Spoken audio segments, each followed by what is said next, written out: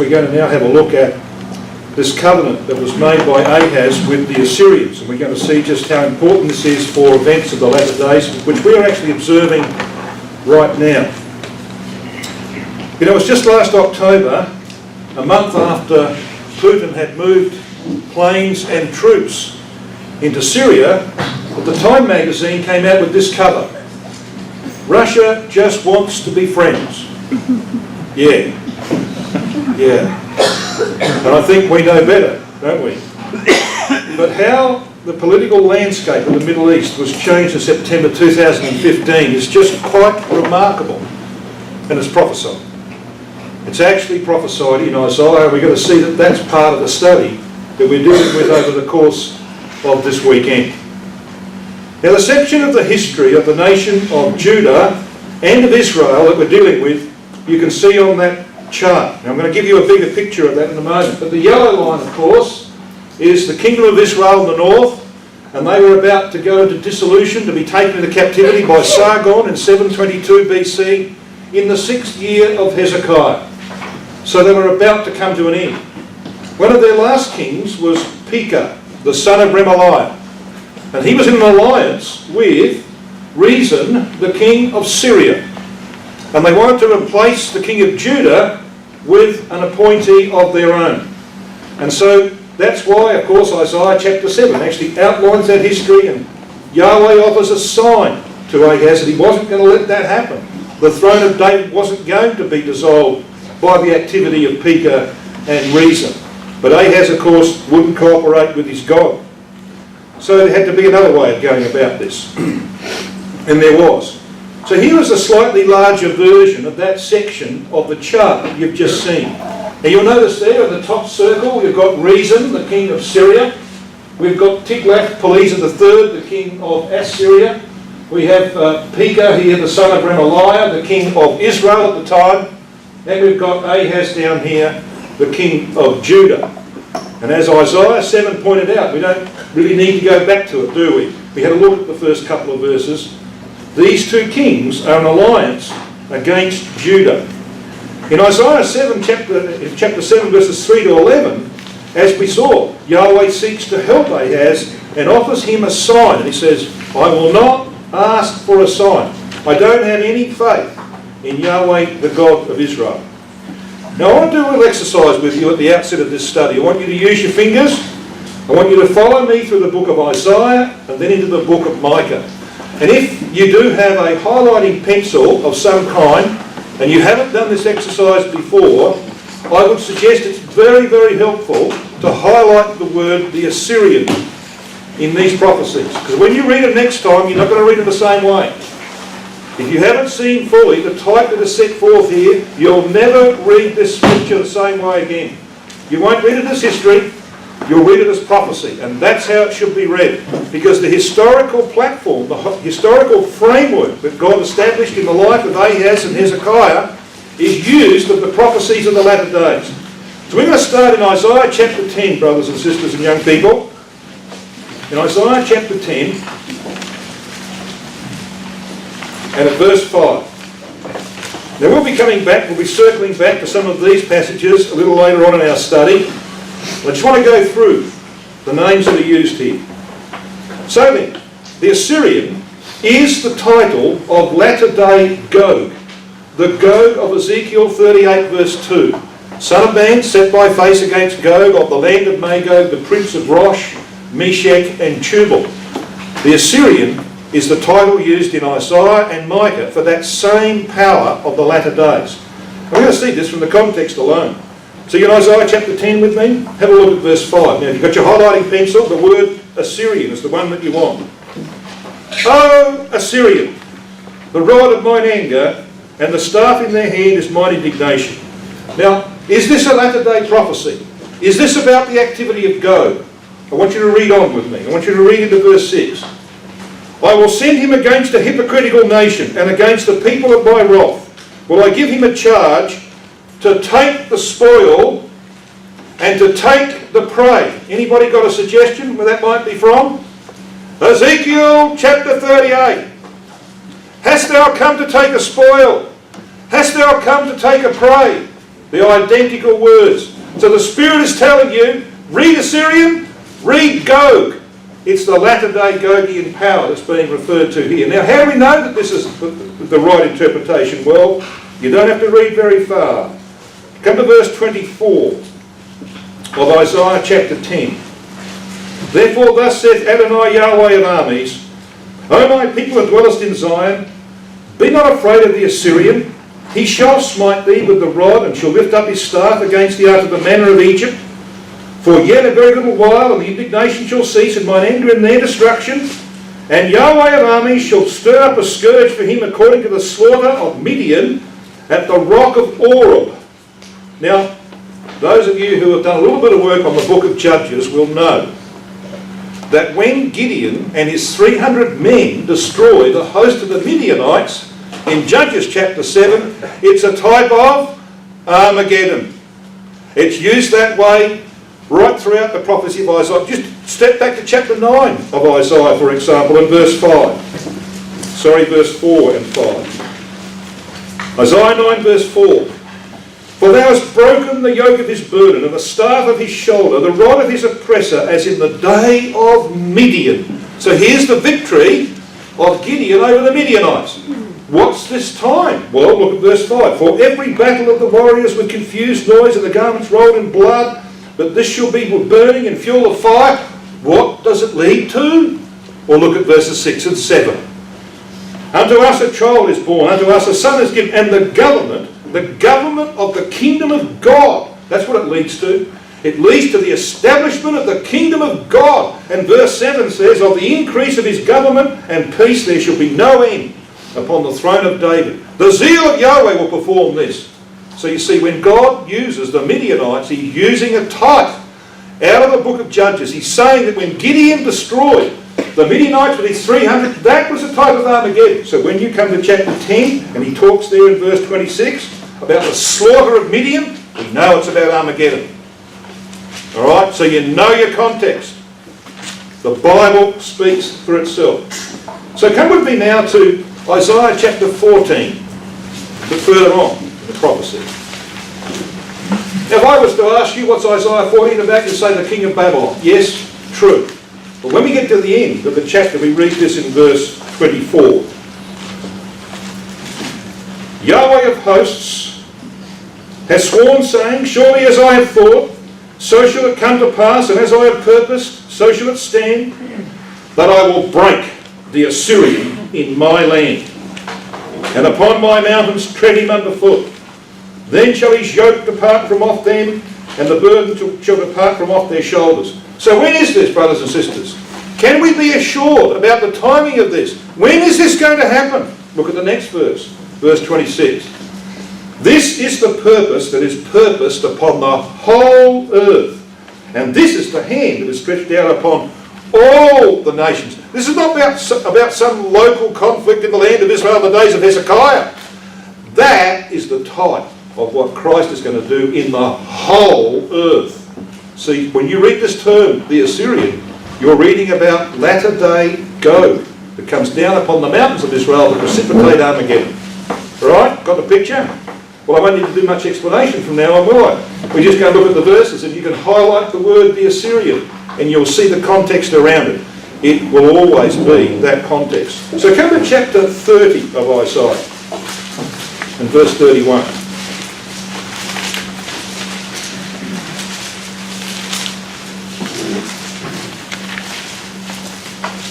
Now those of you who know this section of Isaiah will know that from chapter 30 through to the end of chapter 35, which of course then we have the historical chapters 36 to 39 of Hezekiah, okay, you will know that this entire section is about the whole program of 40 years from Armageddon to the time when the kingdom is fully established. That's the picture of Isaiah 35. The redeemed of Yahweh shall return.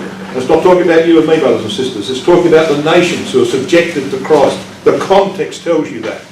So you've got Armageddon in chapter 30 through to chapter 31. You've got a little hint of it in chapter 33. But then it shifts. In chapter 33 it shifts to the overthrow of Babylon the Great. And when you get to chapter 34 it's about Edom. a sacrifice in Bozrah and Edom. That's about the overthrow of the Catholic system. Towards the end of the 40 years of conflict that Christ will undertake to establish the kingdom. The whole program is here. So where does it start? Well, it starts with Armageddon. So in chapter 30 and in verse 31 you read this. Through the voice of Yahweh shall the Assyrian be beaten down, which smote with a rod. Now if you read around that context, you will see it's about Armageddon. Take verse 27, which is the beginning of this section. Behold, the name of Yahweh cometh from far, burning with his anger, and the burden thereof is heavy. His lips are full of indignation, his tongue is a devouring fire, and so it goes on like that. This is Armageddon. And it's the Assyrian that's destroyed in that conflict. Come to chapter 31 and verse 8 and 9. Then shall the Assyrian fall with the sword. So there's our name again. Not of a mean man, not of a mighty man, not of a mean man shall devour him. But he shall flee from the sword, and his young men shall be discomfited, and he shall pass over to his stronghold for fear, and his princes shall be afraid of the ensign, saith Yahweh. We know who the ensign here is. This is our Lord Jesus Christ. And goes on to say this, whose fire is in Zion, and his furnace in Jerusalem. This is about the destruction of the Gogian confederacy upon the mountains of Israel outside the walls of Jerusalem. Got a bit of a feel for that?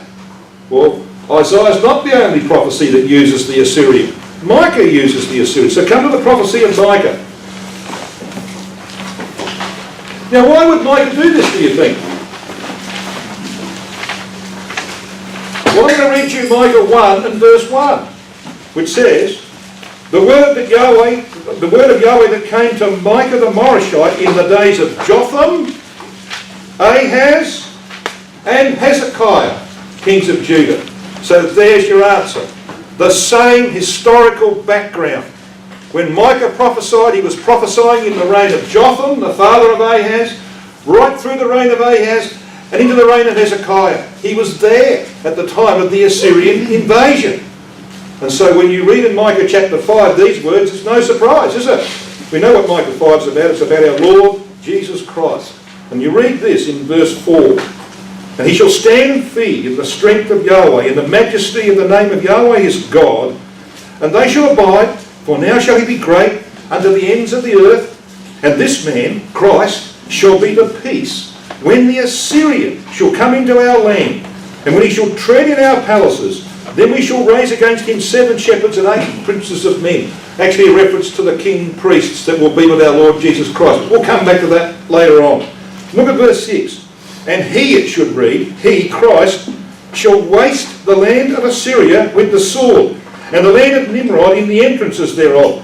Thus shall he deliver us from the Assyrian, when he cometh into our land, and when he treadeth within our borders. So brothers and sisters, there's no doubt, is there? No doubt at all what that context is about. It's about the Lord Jesus Christ coming in his second advent to set up the kingdom. And he's going to have to deal with a latter-day Assyrian, the Gogian confederacy upon the mountains of Israel. So it's all based upon what happens in the history of Judah in the days of Hezekiah, and preceding him, of course, in the time of Ahaz, when he makes a covenant with the Assyrians. It's a type of Armageddon. But of course, the Assyrian army was destroyed outside the walls of Jerusalem, and so will Gog's army be destroyed outside the walls of Jerusalem. So faithless Ahaz, who we've seen as a type of modern Israel, who made that first pact with the Assyrians, had 2 problems. I want you to come to 2 Kings. 2 Kings chapter 16 and verses 7 to 9. He had 2 problems.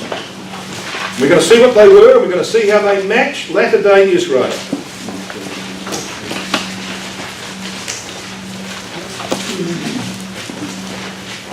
Second Kings chapter 16, verses 7 to 9. Just to get the context straight in our minds, look at verse 5. It says, Then Rezin, the king of Syria, and Pekah, the son of Remaliah, king of Israel, came up to Jerusalem to war, and they besieged Ahaz, but they could not overcome him. Now their purpose, of course, was that they wanted to establish their own ruler on the throne of David. Look at verse 7. So what does Ahaz do? Well, we know what happens here because Isaiah comes to him, Isaiah 7, offers a sign, he says, not interested. What does he do next? Well, this is what he does, verse 7. So Ahaz sent messengers to Tiglath-Pileser, king of Assyria, saying, I am thy servant and thy son. Come up and save me out of the hand of the king of Syria, and out of the hand of the king of Israel, which rise up against me. And Ahaz took the silver and gold that was found in the house of Yahweh, and in the treasures of the king's house, and sent it for a present to the king of Assyria. And the king of Assyria hearkened unto him. For the king of Assyria went up against Damascus, which was where reason was established, and took it, and carried the people of it captive to Kir, and slew reason. So there's your history. Pretty plain, isn't it? Pretty simple. Ahaz sends messages, I'm in trouble, I've got this Pekah, king of Israel, and Reason, king of Syria, in alliance. They want to overthrow me. Can you help me? Yep. So the king of Assyria attacks Damascus, kills Reason. One of his problems gone, isn't it? And the other one wasn't far behind it. So the Syrians were subdued in around about 720 BC under Tiglath-Pileser. They were subdued by this attack that you can see there in verse 9. Damascus was taken and destroyed, and history records that it lay in ruins for 40 years. And the inhabitants were carried away captive into Assyria. We were told that in 2 Kings 16. And if you go to Isaiah 7 verse 8, you'll see the reference there to the overthrow of Israel as well. So in this prophecy was fulfilled, brothers and sisters. The prophecy that was read for us to introduce this class. Isaiah chapter 17. So can I take you to Isaiah 17 and have a look at this prophecy being fulfilled?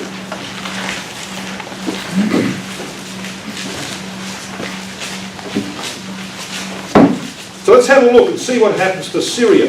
Now this is all very important because, well, Israel, the nation today, just happens to have a Syrian and a Russian border. Did you hear the words of Prime Minister Netanyahu recently when he said, Israel now has a Russian border? Yeah, interesting, isn't it? They've got a Syrian border, but the Russians are in Syria right now. So this is a problem. We're going to see just how precise this prophecy is in relation to the latter days. We're actually watching these things happen right now. Isn't it marvellous? And when the Word of God is there, we can actually read not only what is happening, but what is going to happen.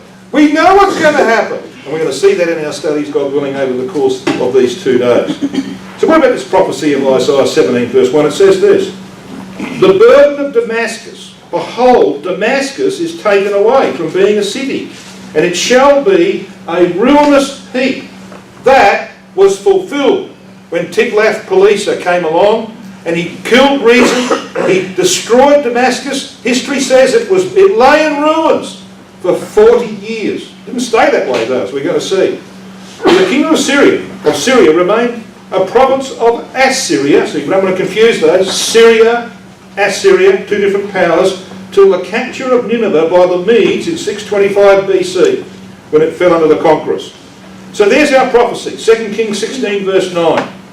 I want to just go into a little bit about the destiny of Damascus, what happened after that, and of course what's going to happen today. So Isaiah 17, though it is a prophecy that was fulfilled in the days of Ahaz, is nevertheless like a lot of prophecies.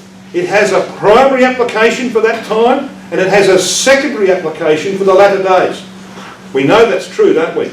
And that's exactly what's going to happen here. So let's just have a look at what the prophecies about Damascus say. And there are 3 of them at least. There's this one in Isaiah 17 verse 1 that says that Damascus will be taken away from being a city, but it should be a ruinous heap. Fulfilled, but it was rebuilt. We've got Amos 1 verse 4, that Yahweh would send a fire into the house of Hazael. Now Hazael, of course, was a king of Syria, which should devour the palaces of Ben-Hadad, another king of Syria.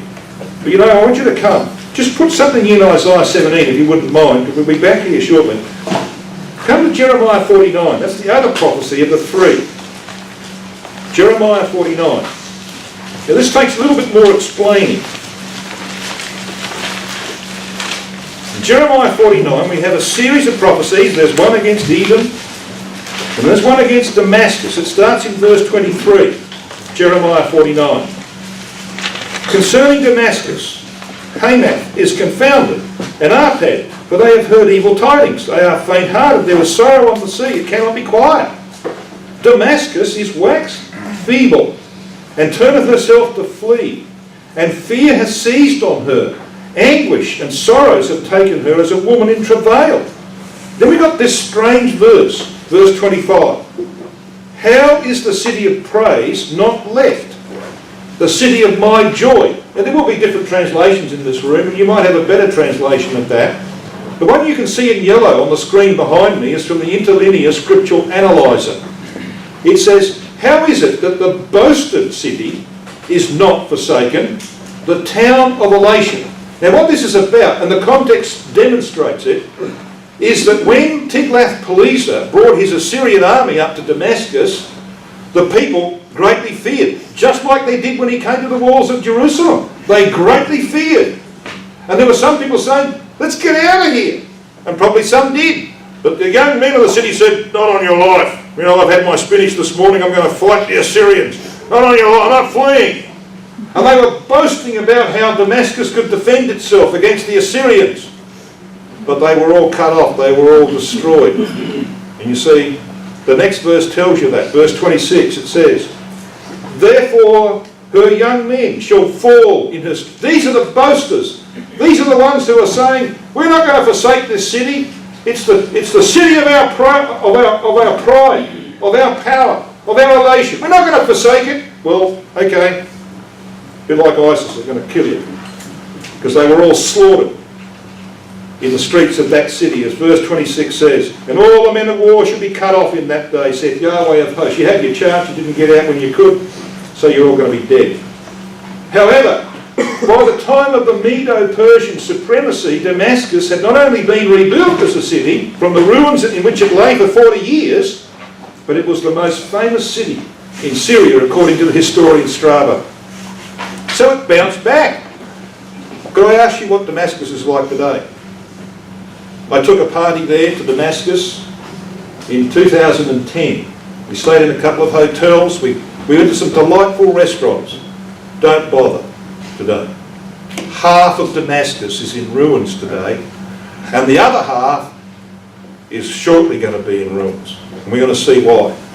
Because the latter-day Assyrian has a work against Damascus, and that's what Isaiah 17 is about. It has a secondary application. The latter-day Assyrian is there breathing down their necks. He's got 150,000 soldiers on the ground. He's got all these aeroplanes. He's bombing ISIS and other people at the moment. You wait, the time will come. And Damascus is going to be a heap again. So who is this ISIS crowd? Well, they're a very important catalyst in the whole divine scheme, brothers and sisters. ISIS is a temporary catalyst for the latter-day Assyrian to come into the Middle East. They're not going to play a huge role, and I want to show you why they're not going to play a huge role in the future. They're going to be wiped out. The same treatment that they've given to the people that they've overcome is going to be given to them. I want to demonstrate why. Okay, so who is this ISIS? Now this is an acronym, isn't it? ISIS. It means the Islamic State of Iraq and Syria. You know, you probably heard your leaders also call them ISIL. Heard that one? ISIL? Yeah.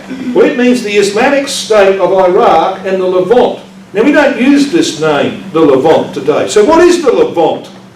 Well, it's an area including Syria, Jordan, Lebanon, Iraq, Cyprus, Palestine, and the southern part of Turkey, and Israel. It's a pretty big area. Okay? So ISIS has got this idea that they're going to set up this caliphate, this kingdom, on the territory of the Levant. That's why they call themselves ISIL.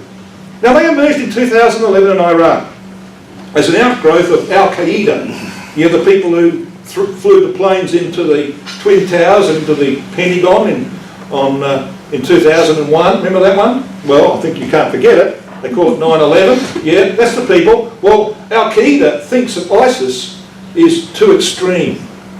Yeah, they don't want anything to do with it. ISIS is too extreme for Al-Qaeda. That's how tough these people are. Now they've recruited rebel fighters from Syria, from many other countries. We've got people going from Australia to join ISIS. People from Britain, people from America, from all over the world have gone to join them because, of course, they pay good money as well. And their acts, of course, are well known. They're on the news all the time. They captured large swathes of Syria and Iraq, the latter portion of 2014, early part of 2015, and indiscriminately beheaded, especially Christians and Yazidis. They butchered them, they beheaded them, and any non-Muslim or anybody that was a perceived enemy got their head lopped off. I've seen some, I don't watch these things very often, but I've seen some brutal videos. I saw them, for instance, when they were dealing with one town. They lined up all the young men, all the men of fighting age, and took them out to the river, probably Euphrates River. They took them out to the river, and there was this wall. And one guy would push them up, push the fellow up. The guy would shoot him, push him off. And the river was full of floating bodies, shot in the back of the head. We took our group to a place called Palmyra. Now this is where you've got the best example of a temple of Baal or Bel in Palmyra. Well, you don't go there today to see the temple of Bel because they've blown it up, all right, like they did most other places that they came. Not that I'm worried about that, I've blown the thing up myself. But you know, they blew it up. It's a tourist icon. See? Well, we were there in 2010. We went and had lunch in a restaurant. You know what I saw? The day after they got there, all the people of that main street where there's only one main street, all the people at Main Street, the people in the restaurants who served us, their bodies were on the ground, they had no heads on them. They beheaded the whole lot of them. That's ISIS. So their acts are well known. They're even credited with 1,000 civilian casualties outside of Iraq and Syria. In January 2015, several of them attacked in Paris. 20 died. They died in the magazine Charlie Hebdo, the satirical publisher, and they died in a kosher supermarket, a Jewish supermarket. All right, 20 of them. Well, of course, that got outdone, didn't it? A Russian plane was down, they say, in the Sinai by an ISIS-planted bomb. Of course, Putin's going to get revenge for that. In November 2015, we had the Paris attacks where 130 people were shot dead or blown up. All right, so you know about the acts of ISIS, don't you? And they've made themselves pretty, you know, they're pretty prominent in world affairs. Well, this is the area they control. The yellow on the screen. Oh, hang on, that doesn't look all that much, does it? That's all they control. The yellow on the screen.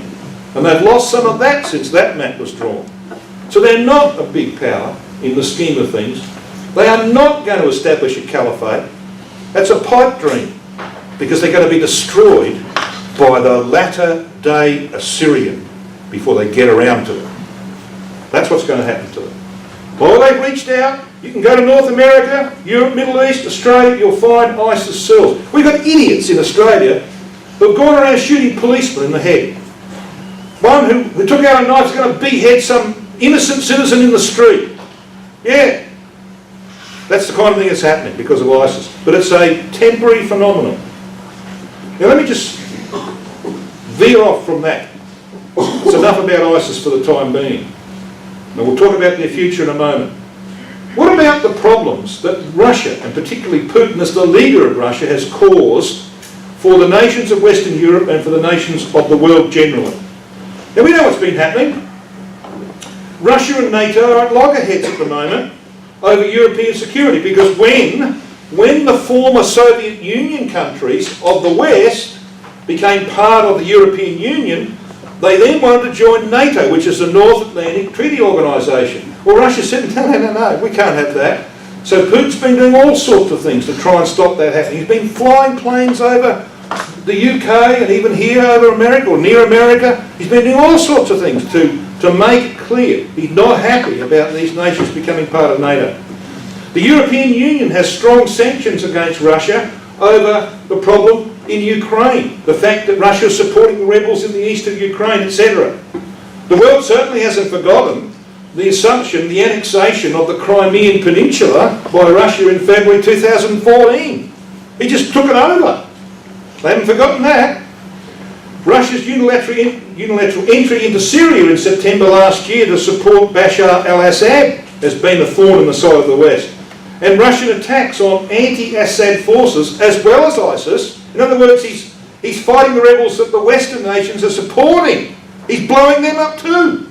See, that's caused a few headaches, hasn't it, brothers and sisters? You've been following all of this, haven't you? But what's happened after the Paris attacks? What has happened after the Paris attacks? Well, there's suddenly all of this stuff seems to have been pushed into the background. All of a sudden it seems to be forgotten. And now you've got a new alliance forming in the wake of the Paris attacks in November between the US and Russia and France to destroy ISIS. Putin and the President of France, Hollande, have agreed to close military cooperation in the war against ISIS. France has not called on NATO to do that. They called on Russia. And a French aircraft carrier has joined a Russian aircraft carrier in the Mediterranean to fight ISIS. Okay? Now, hang on. What about all those problems they had? What about all the sanctions they had against Russia? Well, it's all forgotten because 130 people got shot in Paris. That's how quickly things change. That's how the angels can change the course of world events. And so, we're watching it. The Western powers are being squeezed into a compromise on Assad. They want him out, and Russia says he's not going out. They've got to compromise on that. So what about Putin and ISIS? Well, ISIS signed their death warrant in September 2014. You know what they did? They personally threatened Putin over his support for Assad in Syria. And they said that their Islamic State would free southern Muslim Russian states from Kremlin control, liberate the Chechens from Russian control, and ultimately they would have their people that they say they have in Russia attack Moscow itself.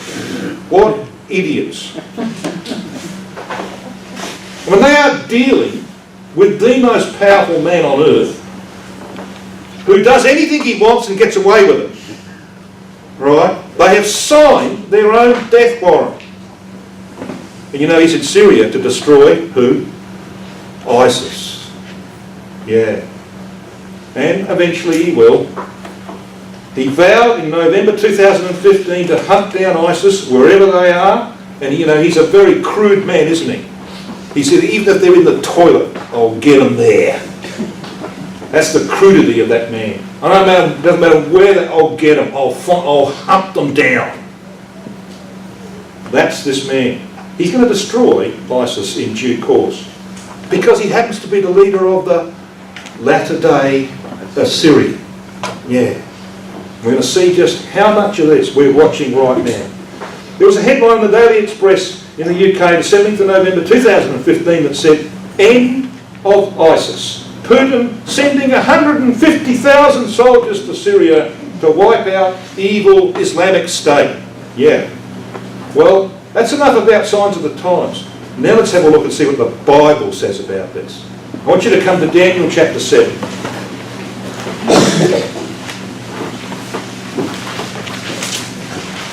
Now some of you in this room will have heard me talk about this before. Some perhaps not. But this is one of the most important prophecies that's actually happening right now. We need to come to grips with.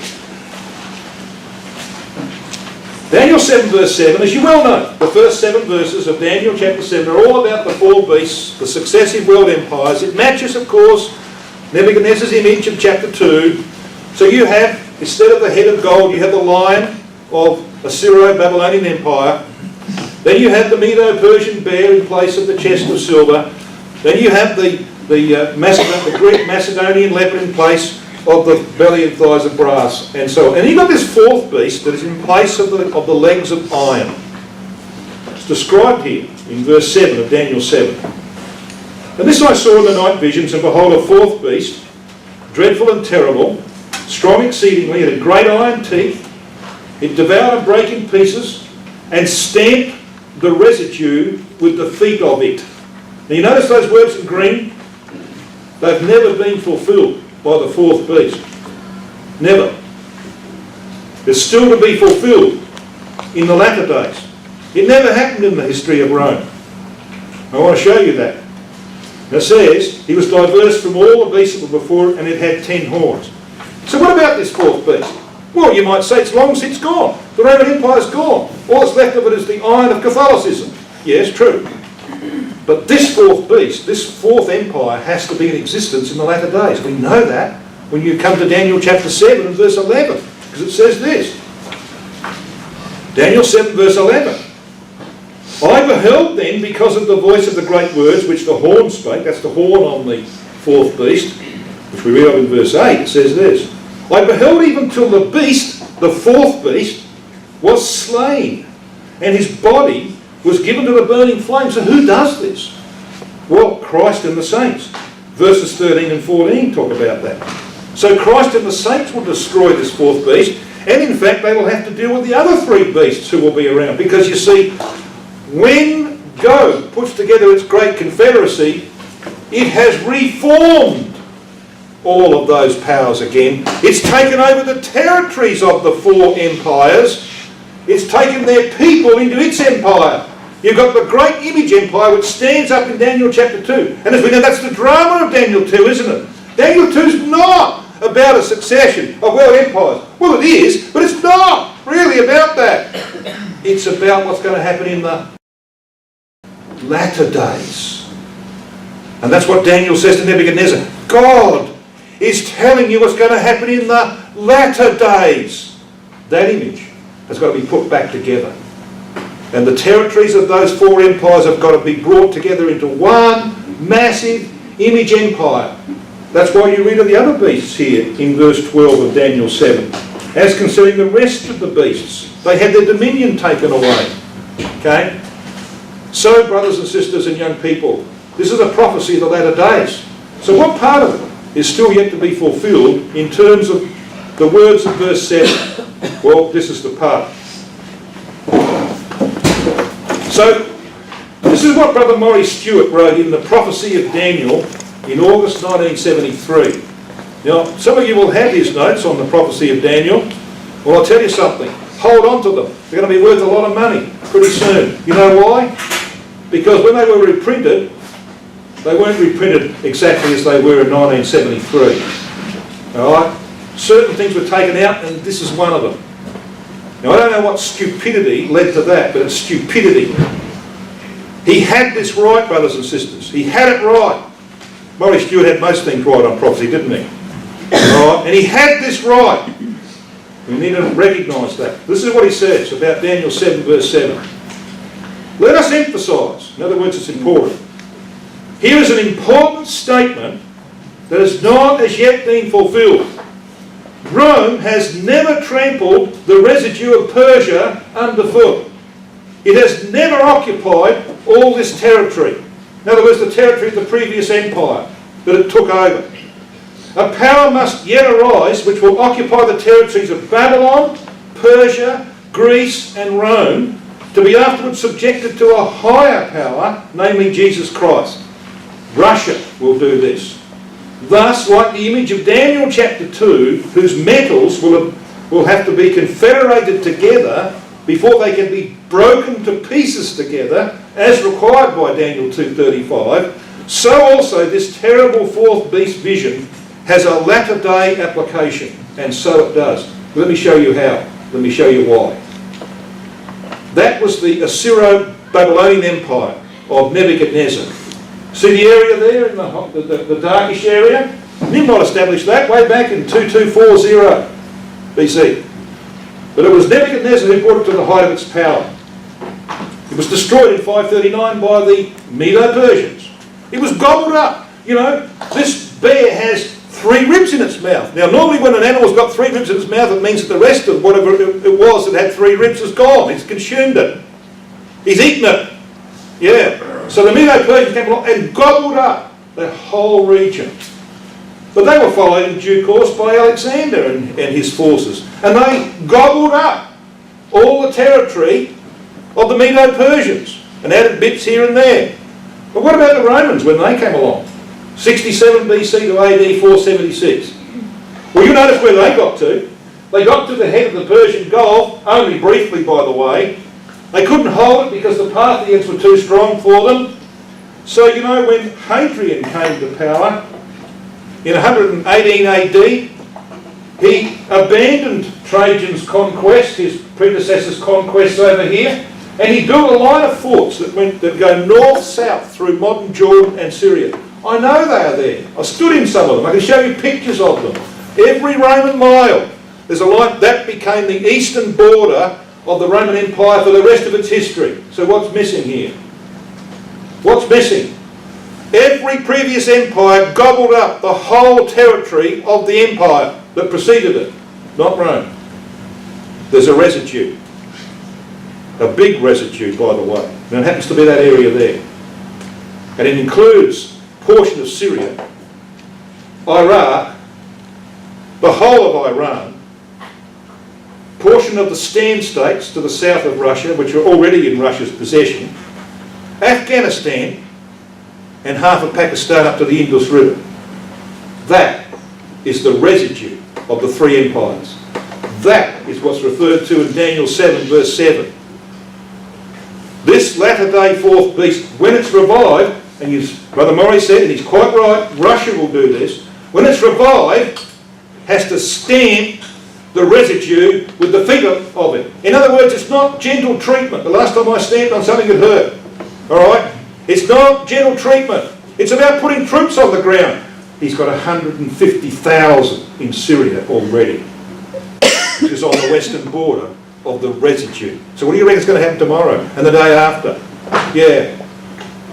Progressively, events will lead to the complete consumption of that area, controlled by Russia of an entire region, which is why you read in Ezekiel 38 verse 5 that one of the Confederate powers with latter-day Gog is Persia. That doesn't mean Iran. It means the Persia that Ezekiel understood. What did he understand? The region you're looking at there, bounded by the red. Because that's where the Persian Empire went to. Okay? That territory has got to be part of the confederacy of Gog, the latter-day Assyrian. And he's right now in Syria, ready for the job. September 2015, troops came in with aircraft. Iran is actually helping its fellow Shiite government in Iraq against the Sunni ISIS. Sunni ISIS power, of course, is against all Shiites, and Shiites are against all Sunnis. ISIS threatened Russia, and Putin in particular, in September 2014, signed their own death warrant. And that's why you see this name here is very interesting. You might have heard your leaders talk about ISIS using the name Daesh. Alright? Daesh. Now ISIS doesn't like this. It's an adapted acronym of their Arabic name. Now, I don't speak Arabic. Anybody here speak Arabic? You might want to vocalise this for us, but no, please don't try, especially not God. It's similar to another Arabic word, das, which means to trample down or crush. Isn't that interesting? To trample down or crush, or stamp the residue with the feet thereof. That's going to be the end of ISIS. They're going to be wiped out when Russia takes that entire region from Syria across to Pakistan. They're going to do to ISIS what ISIS has done to others. And that will be the bit that they play in the divine economy to bring Russia. What else was going to bring Russia in this area? What do you reckon? So God provided ISIS to do the job. Isn't that amazing, brothers and sisters, what God can do? Yeah. Come to Daniel chapter 11 and verse 40.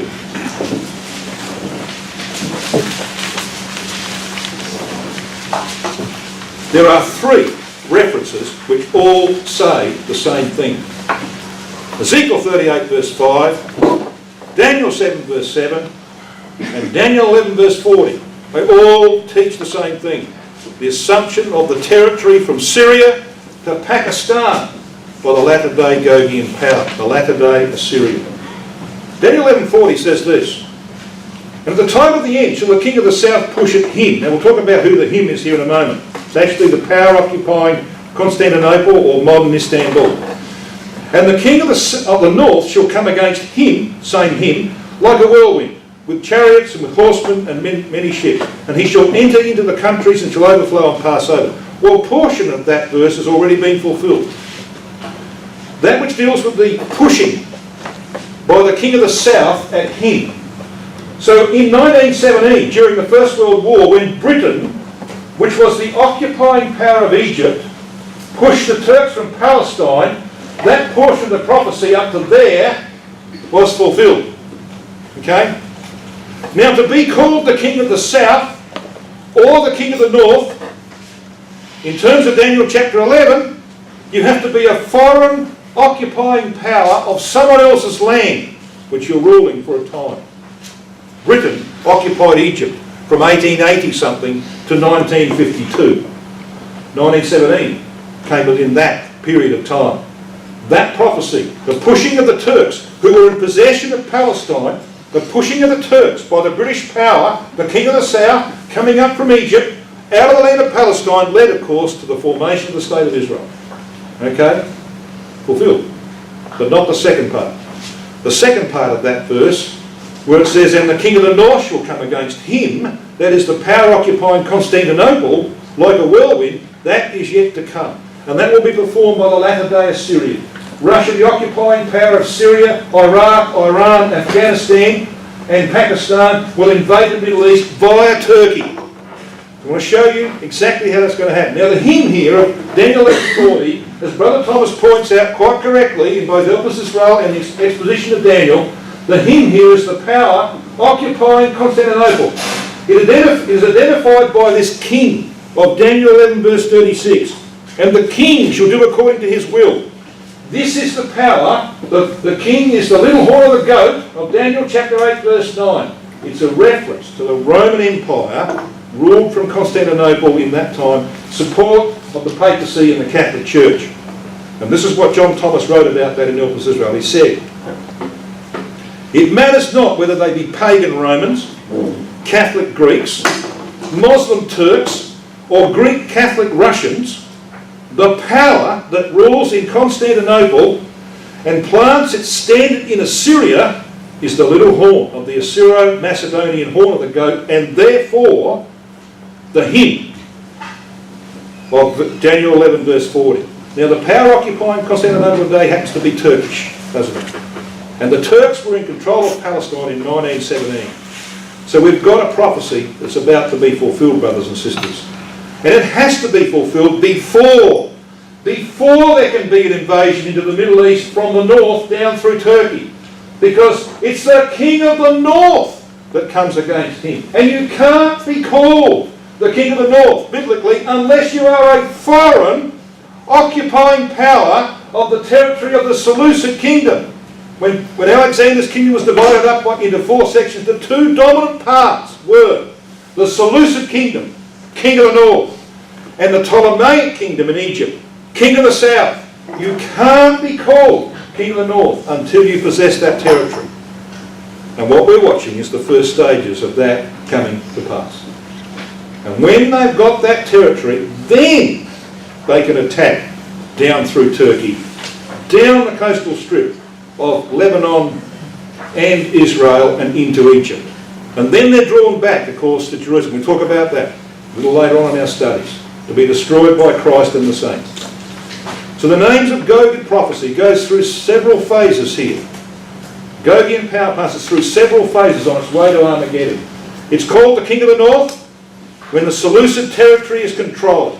At that same time, they will have set their standard in ancient Assyria, be called the Assyrian.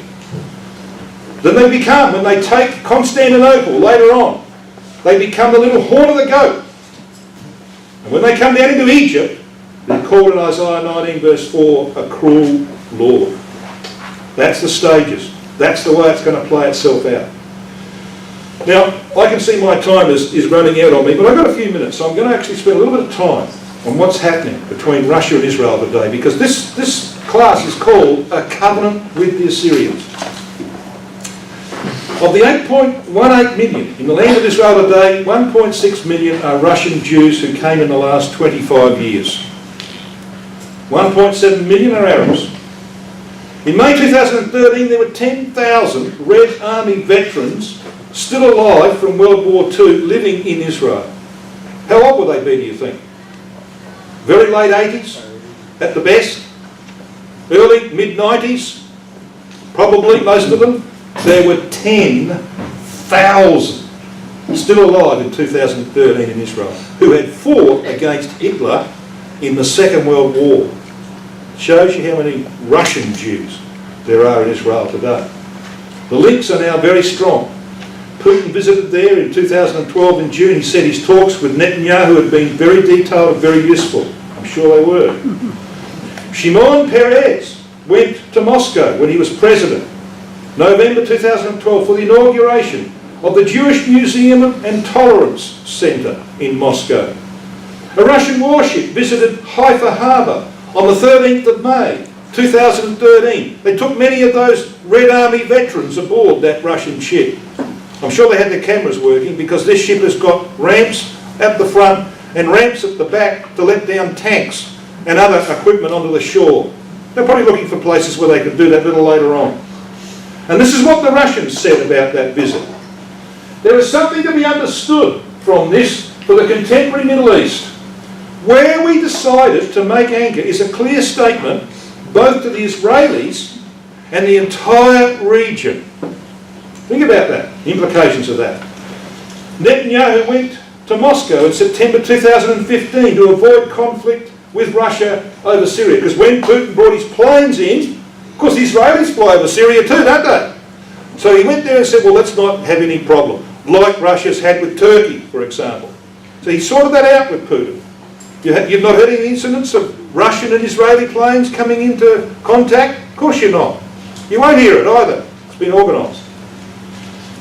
Netanyahu, however, believes that the Six Nations, which includes Russia, who have agreed to ease sanctions on Iran, have made a historic mistake because Iran continues to enrich uranium. You notice this little verse down here? Hosea 12 verse 1.